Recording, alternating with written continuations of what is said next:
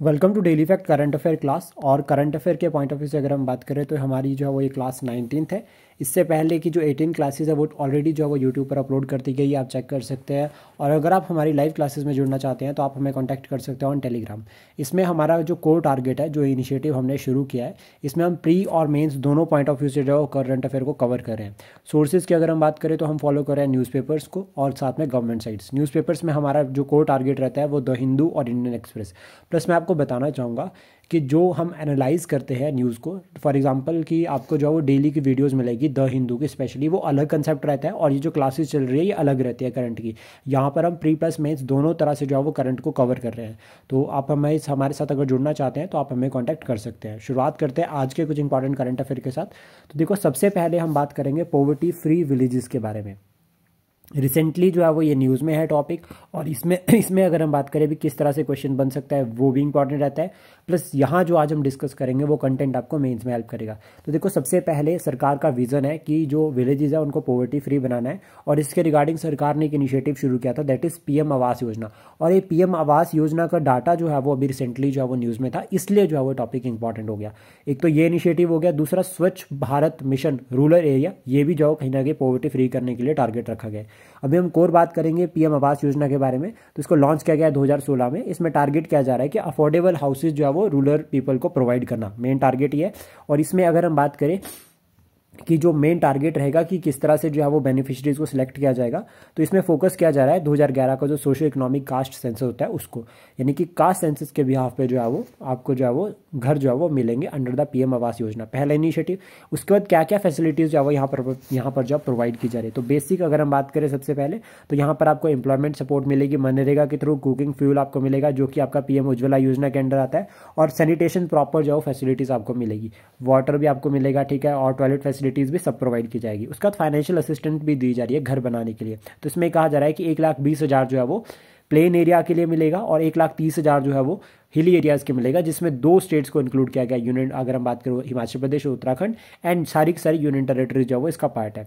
Then उसके बाद achievements की अगर हम बात करें स्कीम की, जो ये पीएम आवास योजना है, तो इसमें ऑलमोस्ट जो है वो 3.21 करोड़ जो है वो हाउसेज को सैंक्शन किया गया था, जिसमें से 2.67 जो करोड़ जो है वो कंप्लीट हो चुका है वर्क। तो ये डाटा हम मेंस में लिख सकते हैं। उसके बाद पीएम आवास शक्ति ऐप भी जो है वो लॉन्च की गई है। इसके तहत जो है वो प्रमोट किया जा रहा है ट्रांसपेरेंसी एंड अकाउंटेबिलिटी को।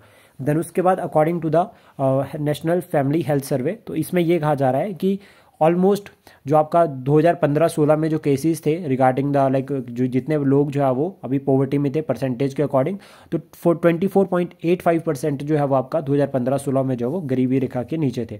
लेकिन अभी रिसेंट डाटा की अगर हम बात करें 2019-21 के अकॉर्डिंग, तो उसमें जो है वो 14.96% जो है वो पॉवर्टी के अंडर है, यानी कि ऑलमोस्ट यहाँ पर देखा जा रहा है कि 40 आपका जो है वो 10% जो है वो कम हुआ है। तो मतलब ये क्लियर होता है कि सरकार के इनिशिएटिव जो है वो अच्छे रिजल्ट दे रहे हैं, और अभी कम लोग जो है वो टोटल पॉपुलेशन का पॉवर्टी के अंडर है।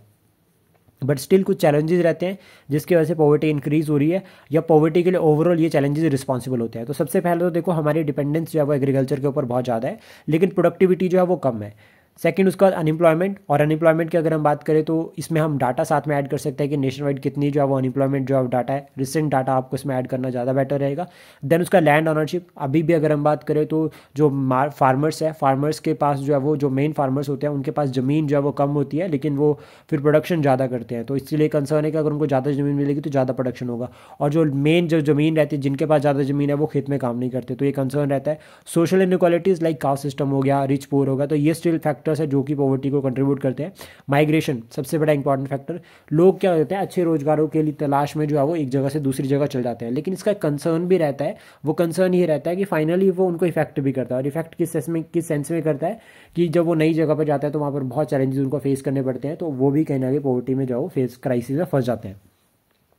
Lack of accountability and transparency, और इसको हम करप्शन के साथ भी लिंक कर सकते हैं। करप्शन जैसे कि लैंड माफियाज, तो वो अगर कोई आपका शेयर आ रहा है परसेंटेज का, तो उसका परसेंट कुछ वो लेंगे अपने पास, जैसे कि सरकार को असिस्टेंट प्रोवाइड कर रही है जबरदस्ती फोर्सफुली डरा धमका कर, तो ये भी एक कंसर्न रहता है। फिर उसके बाद lack of opportunities, proper opportunities नहीं मिले तो भी एक कंसर्न रहता है। अनस्किल्ड लेबर और क्राइम्स लाइक साइबर क्राइम्स अगर हम बात करें, या फिर फ्रॉड स्कैम्स जिस तरह से देखे जाते हैं, तो वो भी एक कंसर्न रहता है। जब भी बात करते हैं पॉवर्टी के रिगार्डिंग तो कुछ डायमेंशंस आते हैं, जिस डायमेंशंस पर जो है वो सरकार ये डिसाइड करता है कि पॉवर्टी लेवल क्या है।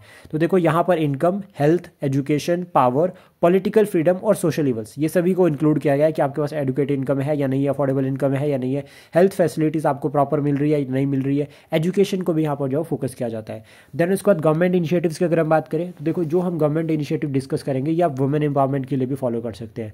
लाइक पीएम ग्राम सड़क योजना, हर विलेज को जो है वो मेन सड़क के साथ जोड़ना है, national highway state highway connect करना है, ये सरकार का टारगेट है और इसमें हम ऑलमोस्ट जो वो सारी विलेजेस को टच भी कर चुके हैं। देन जल जीवन मिशन, जल जीवन मिशन में टारगेट क्या था कि हर घर को जो है वो नल से जल पहुंचाना है, ताकि पानी के लिए जो है वो सारी भी जितनी भी प्रॉब्लम्स है वो एड्रेस की जा सके। देन उसका जननी सुरक्षा योजना, इसमें जो है वो फाइनेंशियल असिस्टेंट प्रोवाइड करना बोथ, ठीक है, प्रेग्नेंट वुमेन को भी और जो बाद आफ्टर बर्थ भी। देन उसका जन धन योजना, जिसमें डायरेक्ट बेनिफिट ट्रांसफर के थ्रू पैसे प्रोवाइड किए जाएंगे। और अभी रिसेंट बात करें तो महाराष्ट्र सरकार की जो 1500 रुपये वाली इनिशिएटिव पीएम किसान सम्मान निधि योजना, तो ये सभी इसका पार्ट होते हैं। पीएम जीवन ज्योति बीमा योजना, इंश्योरेंस फैसिलिटीज़ प्रोवाइड करने का टारगेट। मनरेगा, 100 डेज़ का वर्क प्रोवाइड करना और हर साल प्रोवाइड किया जाता है और यहाँ पर फोकस जो है वो वुमेन पर ज़्यादा किया जाता है। The national rural livelihood mission, जिसमें जो है वो अपॉर्चुनिटीज़ प्रोवाइड की जाएगी लाइवलीहुड के रिगार्डिंग। पीएम कौशल विकास योजना को टारगेट है और स्पेशली जब हम इसको ऐड कर सकते हैं तो इससे क्या है कि स्किल डेवलपमेंट टारगेट है, स्किल डेवलपमेंट टारगेट है। तो इसमें क्या है कि जब स्किल्ड होंगे तो जो है एम्प्लॉयमेंट मिलेगी, एम्प्लॉयमेंट मिलेगी तो डेफिनेटली इनकम आएगी, इनकम आएगी तो पॉवर्टी साइकिल से बाहर आएंगे। मुद्रा योजना की लोन प्रोवाइड किया जाता है स्टार्टअप्स के लिए, तो उससे भी जो है वो पॉवर्टी को एड्रेस किया जाता है। लखपति दीदी, ड्रोन दीदी, ये इनिशिएटिव्स है वुमेन सेंट्रिक, ताकि पॉवर्टी को एलिमिनेट किया जाए। वुमेन फार्मर इनिशिएटिव, तो ये भी हम इसमें ऐड कर सकते हैं, जिससे महिला किसान, इससे क्या होगा कि एम्प्लॉयमेंट जनरेट होगी। प्लस साथ में क्या है कि वुमेन्स जो है वो ज़्यादा चैलेंजेस फेस करते हैं ड्यू टू द पॉवर्टी, तो इसलिए अगर वुमेन फार्मर्स को जो है वो एम्पावर किया जा रहा है तो उससे जो है वो पॉवर्टी को एड्रेस किया जाएगा। फिर उसके बाद आयुष्मान भारत अभियान, ये भी एक इंपॉर्टेंट रहता है हेल्थ के रिगार्डिंग, और हम आत्मनिर्भर भारत से भी इसको लिंक कर सकते हैं। दोनों के दोनों इनिशिएटिव है, जिसमें जो है वो सेल्फ रिलायंट एक में होना है और दूसरे में हेल्थ को प्रमोट करना है। देन उसके बाद यहाँ पर डिजिटाइजेशन को हम ऐड कर सकते हैं, direct like for example direct benefit transfer, और इसका सबसे कॉमन एग्जांपल यहीं पर है आवास शक्ति योजना।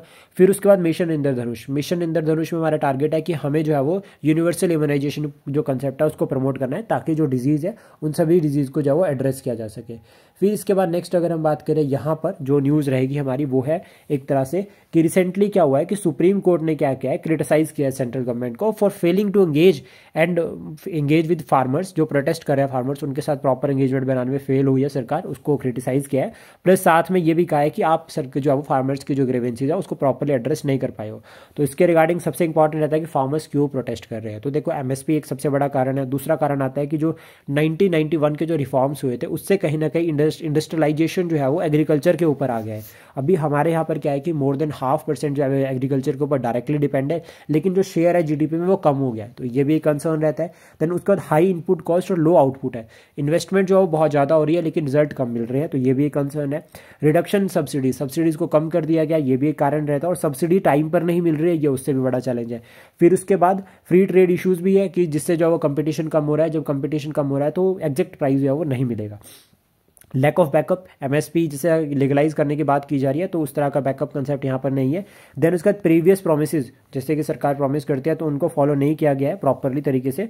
और एक जो एक सपोर्ट और एक प्रॉपर जो बैकअप मैकेनिज्म होता है with respect to the crop failure, तो उसके लिए भी यहाँ पर डिमांड की जा रही है कि अगर क्लाइमेट चेंज की वजह से या नेचुरल डिजास्टर की वजह से क्रॉप्स को नुकसान होता है तो देन उस केस में सरकार क्या करेगी, पैसा प्रोवाइड करेगी। तो यहाँ पर टारगेट है। 3 फार्म बिल्स जो अभी रिसेंटली इंट्रोड्यूस किए गए थे उसके रिगार्डिंग प्रोटेस्ट हमने देखा, तो वो भी एक कारण रहता है। एमएसपी लीगलाइजेशन सबसे बड़ा कंसर्न है, एमएसपी को लीगलाइज करना, तो इसमें फेवर में और अगेंस्ट दोनों पॉइंट्स को हम साथ में समझेंगे। तो देखो फेवर में अगर हम बात करें तो फार्मर्स का जो डिस्ट्रेस है उसको एड्रेस करेगा।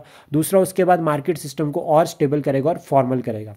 लेकिन साथ में यहाँ पर एक कंसर्न और भी रहता है कि जो कॉस्ट कैलकुलेशन मेथड है वो भी प्रमोट होगा और इनकम इंप्रूवमेंट होगी फार्मर्स की। तो ओवरऑल ये रहता है फेवर में पॉइंट। एक बार और देखते हैं कि फार्मर्स का जो डिस्ट्रेस है वो कम होगा, मार्केट सिस्टम को फॉर्मल करेगा और स्ट्रॉन्ग बनाएगा। इसमें जो कॉस्ट कैलकुलेशन मेथड रहता है वो अच्छी इंप्रूवमेंट होगी उसमें, और एक क्लियर ट्रांसपेरेंट सिस्टम बनेगा। इनकम भी जो है वो इंप्रूव होगी। अगेंस्ट अगर हम बात करें तो देखो सबसे पहला है कि हमारे पास प्रॉपर जो है वो इंफ्रास्ट्रक्चर नहीं है, यानी कि अभी भी कुछ मंडीज ऐसी है जो प्रॉपरली अच्छी डेवलप्ड नहीं है, वो एक कंसर्न रहता है। हाई कॉस्ट फॉर गवर्नमेंट का जो है वो खर्चा बढ़ जाएगा, ये भी कंसर्न है। फूड इन्फ्लेशन रहेगी, क्योंकि देखो एक तरफ प्राइजेज अगर सरकार दे रही है तो डेफिनेटली दूसरी तरफ प्राइजेज इंक्रीज होंगे, तो ये कंसर्न रहेगा। फिर मार्केट डिसऑर्शंस हो सकता है कि अगर मार्केट फेलियर होगा तो वो कंसर्न रहता है। WTO के कंस्ट्रेंट्स, वो वर्ल्ड ट्रेड ऑर्गेनाइजेशन बोलता है भारत को कि आप जो है सब्सिडीज प्रोवाइड कर रहे हो, ये गलत है, इक्वालिटी के कंसेप्ट के अगेंस्ट आता है। सॉल्यूशंस की अगर हम बात करें तो देखो कॉन्ट्रैक्ट फार्मिंग हम बता सकते हैं, मिक्स्ड फार्मिंग हम बता सकते हैं, ऑर्गेनिक फार्मिंग हम बता सकते हैं, सब्सिडीज प्रोवाइड करनी चाहिए और साथ में बेटर इंश्योरेंस रखना चाहिए, ये भी हम बता सकते हैं। इन्वेस्टमेंट होनी चाहिए इंफ्रास्ट्रक्चर में, ताकि जो है वो वेस्टेज, जो फूड वेस्टेज का इशू रहता है specially in case of supply chain, हम देखते हैं कि मिलियंस ऑफ टन जो है वो फूड वेस्ट होता है भारत में due to the supply chain. हमारे पास जो प्रॉपर सप्लाई चेन मैकेनिज्म नहीं है और इसकी वजह से काफ़ी जो है फूड वेस्टेज के इशूज़ जो है वो भारत में देखे जाते हैं, तो इसको एड्रेस करना चाहिए। क्रॉप डाइवर्सिफिकेशन को फॉलो करना चाहिए। कॉपरेटिव्स का यहाँ पे बहुत इंपॉर्टेंट रोल रहता है। देखो तो फंड प्रोवाइड करते हैं, दूसरा गाइडलाइंस प्रोवाइड करते हैं। उसके बाद क्लाइमेट चेंज के रिगार्डिंग मेजर्स होने चाहिए, हमें ऐसी क्रॉप्स पर जो है वो फॉलो करना चाहिए जो कि क्लाइमेट रेजिस्टेंस हो, प्लस साथ में ट्रांसपेरेंसी एंड अकाउंटेबिलिटी रहनी चाहिए पूरे के पूरे एडमिनिस्ट्रेशन में, ताकि जो है वो प्रॉपर फंक्शनिंग हो। लाइक ऐसा नहीं होना चाहिए कि आज अगर ट्रैक्टर लिया तो सब्सिडी उसकी 5 साल बाद आ रही है, ऐसा नहीं होना चाहिए, तुरंत सब्सिडीज आनी चाहिए, ताकि जो है वो प्रॉपर जो है वो फेथ बना रहे सरकार में। देन उसके बाद नेक्स्ट है national sports award. National sports award की अगर हम बात करें तो ये फैक्चुअल रहेगा 2024 के लिए। प्रेसिडेंट ऑफ इंडिया ने जो है वो ये अवार्ड्स जो है वो भी रिसेंटली अनाउंस किया है। इसमें मेजर ध्यानचंद खेल रत्न अवार्ड की अगर हम बात करें तो डी गुकेश, जिसको चेस के लिए मिला, हरमनप्रीत सिंह हॉकी के लिए, और ठीक है प्रवीण कुमार पैरा एथलेटिक्स, और मनु भंकर शूटिंग के लिए, तो इनको जो है वो मेजर ध्यानचंद खेल रत्न अवार्ड मिला है। देन उसके बाद अर्जुन अवार्ड की अगर हम बात करें आउटस्टैंडिंग परफॉर्मेंस के लिए दिया जाता है। इसमें जो वो ज्योति यार राजी एथलेटिक्स में, अनु रानी एथलेटिक्स, ठीक है, और नीतू बॉक्सिंग के लिए, राकेश कुमार पैरा आर्चरी के लिए, और नवदीप को मिला है पैरा एथलेटिक्स के लिए। तो ये इंपॉर्टेंट पर्सनैलिटीज़ है। अर्जुन अवार्ड हम बात करें लाइफ टाइम अचीवमेंट के केस में, तो इसमें जो आउटस्टैंडिंग परफॉर्मेंस रहती है तो सूचा सिंह एथलेटिक्स और मुरलीकांत राजाराम पेटकर, इनको मिला है पैरा स्विमिंग के लिए। देन उसके बाद द्रोणाचार्य की अगर हम बात करें तो सुभाष राणा और एस मुरलीधरन, इनको मिला है बैडमिंटन के केस में, और दूसरे अगर हम सुभाष राणा की बात करें तो पैराशूटिंग। राष्ट्रीय खेल प्रोत्साहन पुरस्कार ये फिजिकल एजुकेशन जो आपकी फाउंडेशन ऑफ इंडिया उनको मिला है, ठीक है। माका ट्रॉफी चंडीगढ़ यूनिवर्सिटी को, और ओवरऑल जो है वो ये विनर रहे हैं। देन इसके बाद नेक्स्ट टॉपिक रहेगा all India council for technical education. इन्होंने कहा है अभी 2025 को as a year of AI, यानी कि आर्टिफिशियल इंटेलिजेंस का ईयर जो है वो 2025 को कहा है। और एसाइट यानी कि AICTE की अगर हम बात करें तो ये स्टैट्यूटरी बॉडी है और ये बनी है 1945 में, और ये किसके अंडर आती है, मिनिस्ट्री ऑफ एजुकेशन के अंडर। तो ये भी कोर जो है वो इंपॉर्टेंट रहता है। देन उसके बाद नेक्स्ट हम बात करेंगे सुसाइड के बारे में, कि कितने जो है वो सुसाइड केसेस जो है वो भारत में अभी देखे जा रहे हैं, या फिर सुसाइड के पॉइंट ऑफ व्यू से हम सिर्फ और सिर्फ यहाँ पर डिफेंस फोर्सेज को इंक्लूड करेंगे। तो देखो अकॉर्डिंग टू द CSIR का ये डाटा है, उन्होंने ये कहा है कि लास्ट ईयर 25 डेथ हुई थी, इस साल जो है वो 15 डेथ हुई है 2024 में, मतलब suicide death among the defence personnel. तो ऑलमोस्ट कहा है कि 40% जो है वो रिडक्शन हुई है केसेस में। बिटवीन 2018 टू 22 अगर हम बात करें तो डिफेंस पर्सनल जो है वो सुसाइड की वजह से डेथ हुई है, जिनकी वो है 650 लोगों ने खुद की जान ली है। तो ये कंसर्न रहता है। तो देन इसमें कारण भी आते हैं कि क्यों ऐसा हो रहा है। तो सबसे पहला mental health issue, stressful deployment, like for example आप 5-6 साल से ग्लेशियर्स में ही हो, वहीं पर सर्व कर रहे हो, तो वो इम्पैक्ट रहता है। फैमिली से दूर हो, फैमिली सेपरेशन कंसर्न रहता है, बात नहीं हो रही है, महीना 6-6 महीने बात नहीं हो रही है, ठीक है। उसके बाद फ्रॉड्स एंड स्कैम्स बहुत जो है वो इफेक्ट होते हैं, स्पेशली सोल्जर्स की अगर हम बात करें, या फार्मर्स जो है वो साइबर क्राइम्स होते हैं, उनसे बहुत ज़्यादा इफेक्ट होते हैं। फिर उसका लैक ऑफ जॉब सेटिस्फेक्शन, की प्रॉपर जॉब सेटिस्फेक्शन नहीं रहता है, उस वजह से भी सेटिस्फाइड करते हैं।